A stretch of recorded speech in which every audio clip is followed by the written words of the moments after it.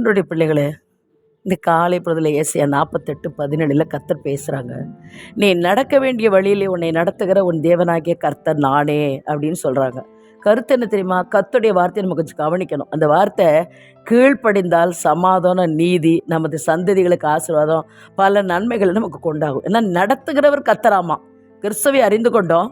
இன்னைக்கு நம்ம வாழ்க்கையில் நம்ம கூடவே இருக்கிறவர் சில பாடுகள் வழியாக நடத்துவார், சில ஆசீர்வாத வழியை நடத்துவார், சில வேதனை வழியாக நடத்துவார், வியாதி வழியாக நடத்துவார். இதுக்கு பின்னாடி கொடுக்க போகிற ஆசீர்வாதம் என்னங்கிறத தெரிஞ்சு ஆவிக்குரிய பிள்ளைகள் துதி ஸ்தோத்திரத்தை எடுக்கிறதுக்கு தான் ஆண்டவர் இந்த வார்த்தையை சொல்லுகிறாரு.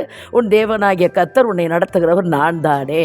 அப்போ நமக்கு ஏதோ ஒன்று நடக்குதுன்னா அது அவர் எல்லாமே அல்ல.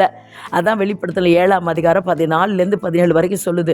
பிசாசின் கிரிகளை சிக்கின மக்களை அவர் ரத்தத்தாலே மீட்டு கழுவி அதன் மூலம் தேவன் தருகிற ஆசீர்வாதங்களை எண்ணி துதிக்கணும். இவர்கள் இனி பசியடையார், கர்த்தரே இவர்களுக்கு வெளிச்சமாக இருப்பார்னு சொல்லி ஆனந்த பாட்டு பாட வைக்கிறார் வசனத்தில் ஆண்டவர். அதுதான் யோபு 19:25 என் மீட்பர் உயிரோடு இருக்கிறார்னு அன்னைக்கு யோபு சொன்னார்.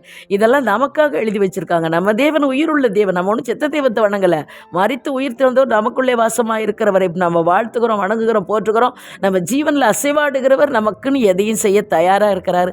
எது நடந்தாலும் அவர் சித்தமே, அதை நம்ம துதிக்க வேணும். அதுதான் யோவான் 8:12 சொல்லுது. என்னென்னு ஜனங்கள் நம்ம ஜனங்கள் மத்தியில் அவர் வாழுகிறவராக இருக்கிறார். தாழ்மை வேணும் நமக்கு, அந்த முதல்ல புரிஞ்சுக்கிடணும். இப்போ இந்த நாளில் பார்த்திங்கன்னாக்கா நமக்கு ரோமர் 3:24, எபேசியர் 1:7, 1 தெசலோனிக்கர் 1:10 நீங்கள் படித்து பார்த்தீங்கன்னா நம்மளை நடத்துகிற கர்த்தர் நீதிபரர். நமக்கு அது வேதனை போல நிழலை போல காட்சியளிக்கும். ஆனால் அந்த நிழலுக்கு பின்னாடி எப்படியா பின்னிலைமை ஆசீர்வாதமாய் வரப்போகுதுங்கிறத நம்ம தெரிஞ்சுக்கணும். அதனால தான் நீ இளமையில் கஷ்டத்தை சுமந்தா முதுமையில் நீ ஆசீர்வாதமாக இருப்பேன்னு சொல்லி ஆண்டவர் நம்ம கஷ்டப்படுகிறதுக்கு ஒரு காலம் இருக்குது. அந்த நாளில் நம்ம தாங்கக்கூடிய காலத்தை கொடுக்குறார். கஷ்டப்பட முடியாத காலத்தில் அந்த ஆசீர்வாதம் ரெட்டத்தினே திரும்பி வருது.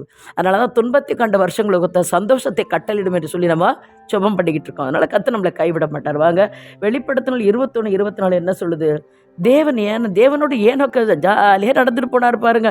அப்படியே ஆண்டவருடைய வெளிச்சத்தில் நடக்கிற மக்களுக்கு அவர் கூடவே இருந்து நம்மளை நடத்துகிற வழி வித்தியாசமாக இருக்கும் பாருங்க. ஒருத்தருக்கு வசனமே தெரியாதுன்னுவாங்க, நான் இயேசுவை அறிஞ்சதே இல்லைன்னுவாங்க. தேவன்கிட்ட வந்தோன்னே பார்த்தீங்கன்னா அவங்க எங்கெங்கேயோ கற்று தூக்கிட்டு போவார். அப்போ நம்ம யாரோட நடக்கணும்? எபேசியர் 5:15 சொல்லுது, ஞானமுள்ளவர்களாய் நம்ம நடக்க பழைக்கணும். எபேசியர் 4:14-17 வீணான சிந்தனையில் நம்ம நடக்கவே கூடாது. ரோமர் 8:1-2 மாமிச சித்தன்படி நடக்கக்கூடாது. அவர் எப்படி நடக்கணும்?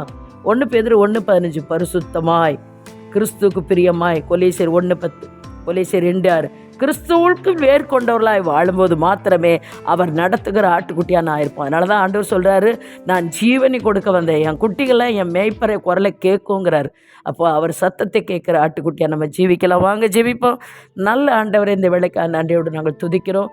எங்களை நடத்தும், ஒப்பு கொடுக்குறோம், சித்தம் செய்ய எங்களை ஒப்பு கொடுக்குறோம். கண்களில் கிருபை கிடைக்கட்டும். செய்ததுக்கு நன்றி. இயேசுவின் நாமத்தில் ஜெபிக்கிறோம் நல்ல பிதாவே. Amen. Thank you. God bless you.